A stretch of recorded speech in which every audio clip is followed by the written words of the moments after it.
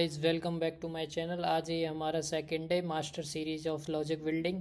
Hello guys, स्वागत है आपका एक और नई वीडियो में। आज का हमारा टॉपिक है nested if and multiple conditions. तो मतलब ये है कि कैसे हम नेस्टेड इफ़ का इस्तेमाल करते हैं अपनी कंडीशंस को चेक करने के लिए। जैसे कि हमारे पास बहुत सारी कंडीशंस होती हैं, एक कंडीशन वेरीफाई करना है, फिर दूसरा करना है, तब करते करते करते करते तो कैसे ये मल्टीपल कंडीशंस के साथ इफ़ से हम कोड बनाएंगे। तो शुरुआत करते हैं क्वेश्चन नंबर फर्स्ट के साथ। Take three sides check they form a valid triangle. मतलब कि तीन साइड्स हमें दे रखी हैं, मानते हैं ए बी और सी, तीनों साइड्स हमारे पास गिवन है और हमें पता करना है कि क्या इन तीनों जो साइड्स से मिलके इफ़ ए प्लस बी बड़ा है सी से, एंड लगाएंगे और लिखेंगे फिर से बी प्लस सी क्या बड़ा है ए से। ऐसे ही तीनों कंडीशंस हम लोग चेक कर लेंगे। क्या सी प्लस ए बड़ा है अपना बी से। तो ये फाइनली चेक करने के बाद अगर ये वैलिड होता है तो प्रिंट करेंगे यस और एल्स में नो। ये हो गया हमारा क्वेश्चन नंबर 1। चलिए इसका अब कोड करते हैं, स्टार्ट करते हैं। क्वेश्चन नंबर 1 है हमारे पास, क्या हमारा ट्राइंगल एक वैलिड ट्राइंगल है भी या नहीं। तो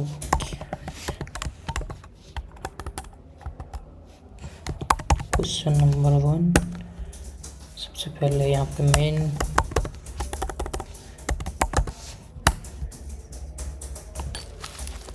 इनपुट लेंगे तो int side 1 equal to side 2 नाम के वेरिएबल में स्टोर करेंगे साइड 2 की वैल्यू, और int side 3 C dot student. ये हमारे तीनों साइड्स हो गया। अब हम चेक करेंगे सिंपल, साइड 1 प्लस साइड 2 बड़ी है हमारी साइड 3 से, और साइड 2 प्लस साइड 3 बड़ी है हमारी साइड 1 से, और साइड 3 प्लस साइड 1 बड़ी है हमारी साइड 2 से।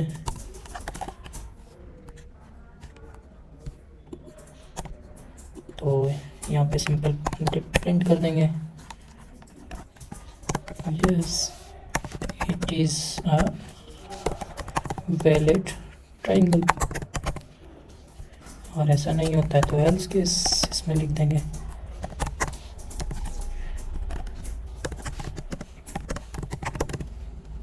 Not a triangle. सिंपली इसको रन करते हैं। तो फर्स्ट साइड दी हमने 1 2 3, कोई ट्राइंगल नहीं है, और फिर से रन करते हैं 2 2 2। ये वैलिड ट्राइंगल है क्योंकि तीनों साइड्स आपकी इक्वल हो गया। If the side form a valid triangle determine whether it is equilateral triangle, isosceles और स्केलिन। तीन टाइप्स के ट्राइंगल हैं, क्या हमारा ट्राइंगल कौन सा है। तो ये फॉर्म करने के लिए हम लोग पता करेंगे। तो क्वेश्चन नंबर 2 को हम लोग करेंगे। तो क्वेश्चन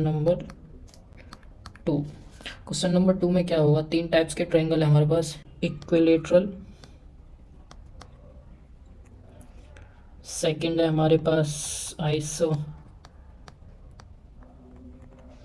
और चौथा है हमारे पास स्केलिन। ये तीन टाइप्स के हमें ट्राइंगल हैं। तो अब हमें पता करना है, तो अगर कोई ट्राइंगल इक्विलेटरल ट्राइंगल होगा तो उसकी, अगर कोई ट्राइंगल इक्विलेटरल ट्राइंगल है तो उसकी तीनों साइड्स बराबर होंगी। समझ में आया। अगर कोई आइसो स्केल है तो उसमें क्या होगा कि कोई दो साइड इक्वल होंगी। ये आपको पता होगा अपने कॉलेज अपने स्कूल टाइम में, या तो ये बराबर होंगी या ये कुछ भी हो सकता है। तो इसमें क्या होगा, या तो ये दोनों बराबर होंगी, या ये दोनों बराबर होंगी, या ये दोनों बराबर होंगी। ठीक है। और ये इसके लेन में क्या होगा, इसके लेन में कोई भी बराबर नहीं होगा, नथिंग साइड्स इक्वल्स। तो इसका अब हम कोड लिखते हैं। जब हम कोड लिखेंगे तो इफ़, पहले हम वैलिडिटी चेक करेंगे फर्स्ट ऑफ ऑल। क्या वो दिया हुआ ट्राइंगल ट्राइंगल भी है या फिर कुछ और ही है?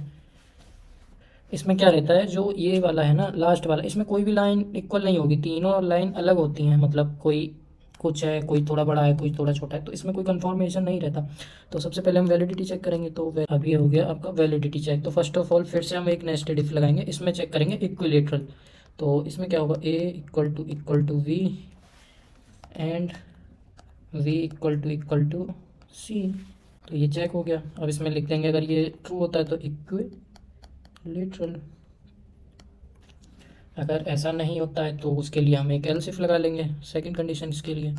ए equal to V and V equal to C और C equal to A. Simple है। इसमें क्या होगा, इसके लिए ये हो गया। अब लास्ट में चेक कर लेंगे एल्स के साथ, यहाँ पे लिख देंगे इसके लिए, और जो इस वाली इफ़ के लिए ये वाला एल्स है और इस वाली एल या इफ़ के लिए ये वाला एल्स लगाएंगे हम लोग।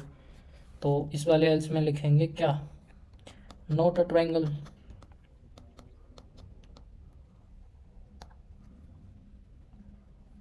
स्टार्ट करते हैं क्वेश्चन नंबर 2।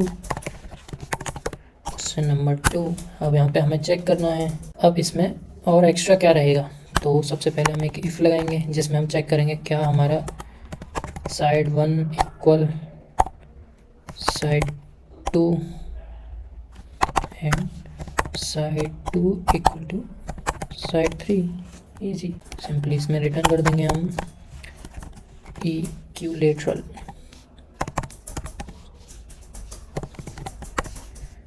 और इसके लिए हम एक एल्स इफ लिख लेंगे। तो इसमें क्या होगा, क्या हमारा साइड 1 इक्वल टू साइड 2 और साइड 2 आपका साइड 3 और साइड 3 इक्वल टू साइड 4। तो अगर ऐसा होता है तो क्या करना है, ये आइसो स्केलिन हो गया। अगर ऐसा भी नहीं होता है तो प्रिंट करना है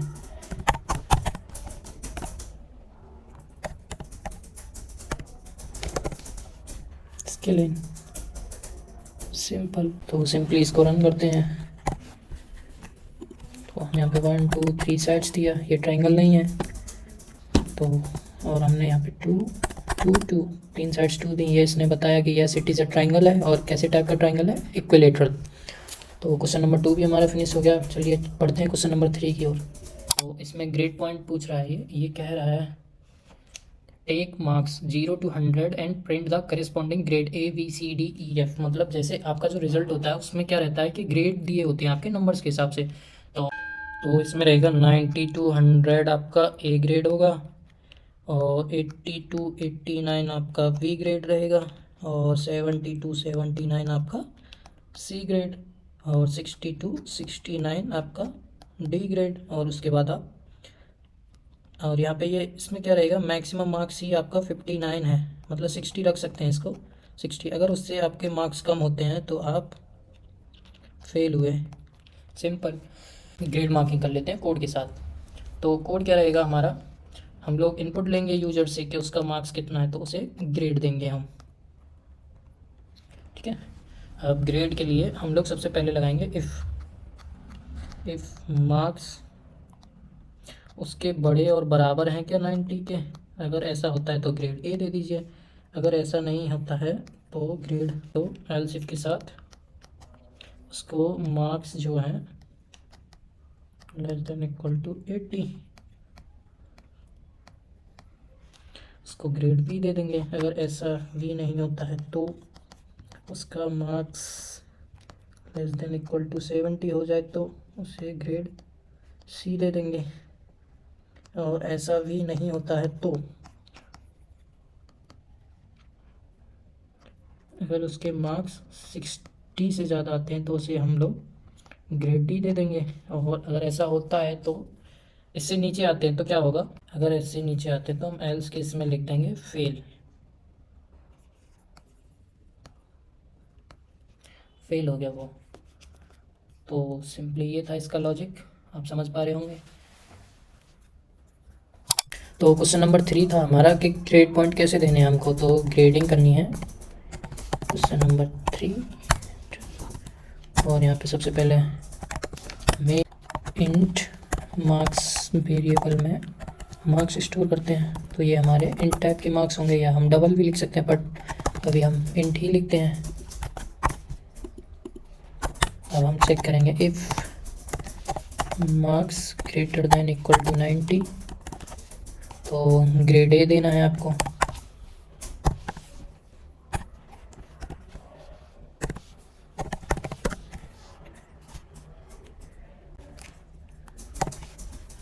तो ये रन हो चुका है, हमने 56 दिया तो उसने देखो फेल दिखाया। अगर हम 89 देते हैं तो ग्रेड ठीक है, बी हो गया।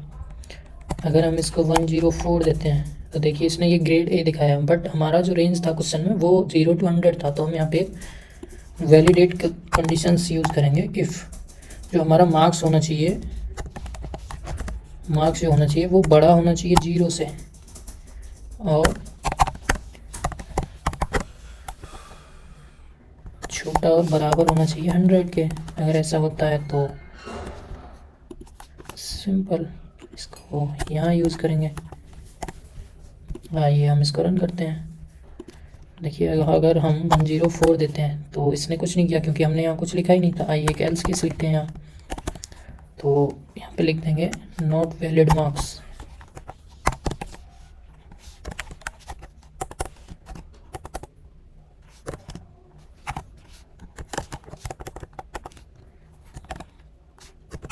Not valid marks. फिर से रन करते हैं इसको। अब देखिए हम इसको 107 मार्क्स देते हैं तो ये वैलिड नहीं बताएगा। अगर हम अब इसको 0 देते हैं तब ये नॉट वैलिड मार्क्स, 0 से बड़ा होना चाहिए। हालांकि हम 0 के इक्वल भी रख सकते हैं, बट 0 मार्क्स कैसे मिलते हैं, तो हम यहाँ पे 0 भी रख लेते हैं, तो फेल शो करेगा। देखिएगा 0 तो फेल हो गया। अगर उसको 100 मार्क्स मिल गए तो ग्रेड ए है उसके पास। ये क्वेश्चन नंबर 4 को करते हैं। Check if one of two given numbers is a multiple of others. मतलब कोई दो नंबर्स आपको इनपुट दिया जाएगा, क्या वो एक दूसरे के मल्टीपल हैं, ये चेक करना है कौन किसका मल्टीपल है। तो इसे चेक करने के लिए आइए लॉजिक लिखते हैं अपना।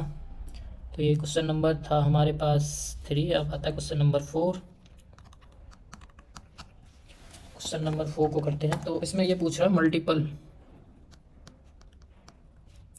Of others. तो फर्स्ट ऑफ ऑल आप क्या चेक करेंगे, इफ़ क्या नंबर 0 के इक्वल तो नहीं है।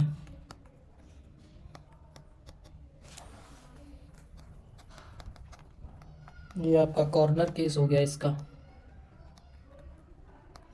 अगर आप कम्पिटिटिव पोजिंग करते हैं तो आपको पता होगा कॉर्नर केस या एज केस क्या होता है। ऐसा केस जिसे आप छोड़ देंगे या भूल जाएंगे, जो आपको लगेगा ज़रूरी नहीं है बट वो ज़रूरी होता है। तो यहाँ पे सिंपली प्रिंट कर देंगे कि please give in non zero number.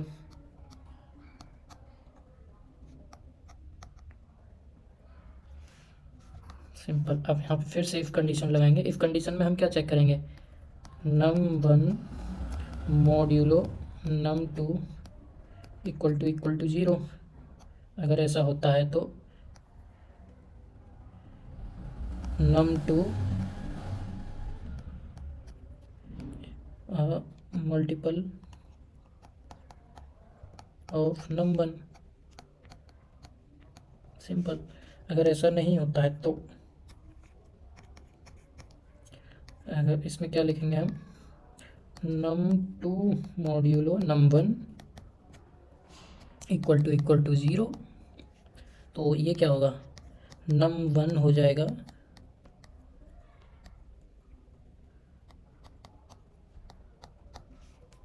num2 का।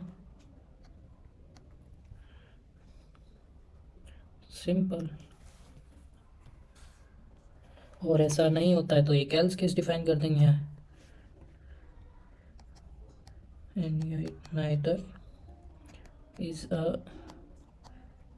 multiple of the others। Simple.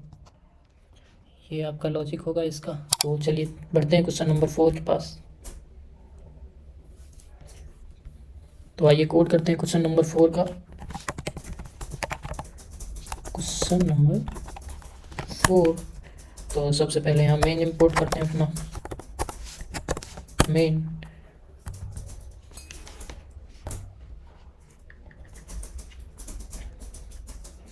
इसमें क्या है, दो नंबर्स हमको इंपुट करने हैं यूजर से और पता करना है क्या एक दूसरे के मल्टीपल हैं या कौन किसका मल्टीपल है।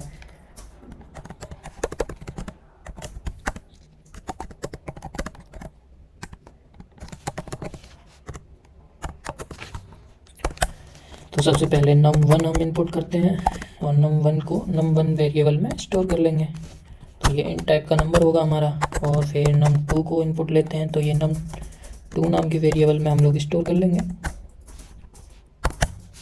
तो सबसे पहले हम चेक करते हैं इफ़ ये कंडीशंस होगी चेक करने के लिए क्या हमारा num1 1 0 एंड num2 0 तो नहीं है, तो इसमें लिखा देंगे साउट please give the non zero number.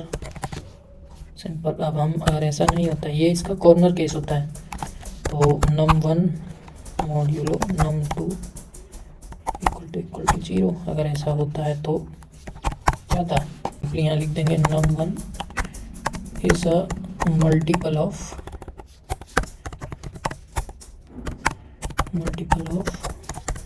num2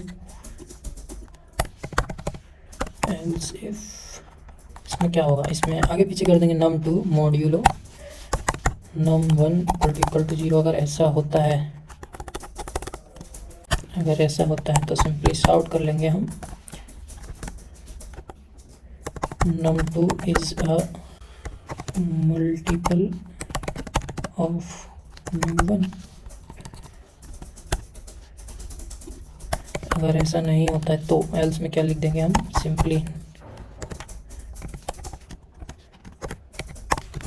neither multiple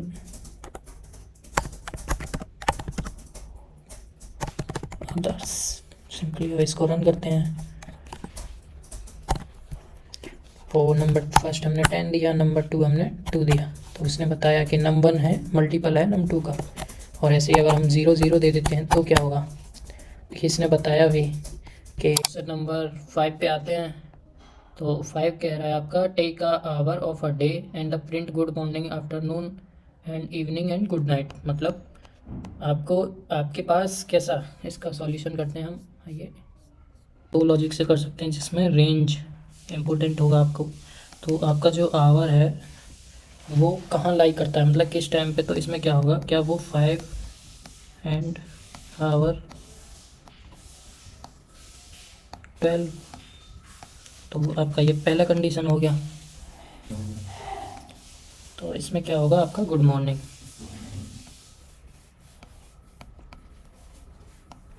second conditions क्या होगी आपकी एल्स इफ, जो इसमें आगे का टाइम काउंट होगा, तो इसमें आवर 12 एंड आवर 17, ये आपका आफ्टरनून हो गया। लास्ट वन एक और एल्स इफ, आपका ये आवर क्या 17 टू एंड आवर 21, ये आपका इवनिंग हो गया। और लास्ट आपका एल्स, ये आपका नाइट हो गया। सिंपल। आइए अब इसका कोड करते हैं। अब लास्ट क्वेश्चन है question number 6, check voting eligibility for a given is 18 plus age. तो आते हैं क्वेश्चन नंबर 6 पे। क्या है, चेक करना है कि एज जो वो आपकी 18 प्लस होना चाहिए, तभी आप एलिजिबल होंगे, एलिजिबल फॉर वोटिंग। सिंपल। तो इसका आप कोड करते हैं। तो सिंपल है, इफ़ कंडीशंस में हम एज चेक करेंगे, क्या हमारी एज बड़ी और बराबर है 18 के, अगर ऐसा होता है तो यस, कीप वोटिंग। अगर ऐसा नहीं होता है तो मना कर देंगे, you are not adult, not voting, simple. तो आइए इसका कोड करते हैं। तो क्वेश्चन नंबर 5 आपके लिए प्रैक्टिस है, तो आप उसका प्रैक्टिस करिएगा, कोड करिएगा। आप बढ़ते हैं क्वेश्चन नंबर 6 पे। तो आइए उसका कोड करते हैं। तो सबसे पहले क्लास बनाएंगे एक नई, क्वेश्चन नंबर 6। तो इसमें क्या है, वोटिंग के लिए एलिजिबिलिटी पूछ रहा है। तो सिंपल, सबसे पहले मेन, फिर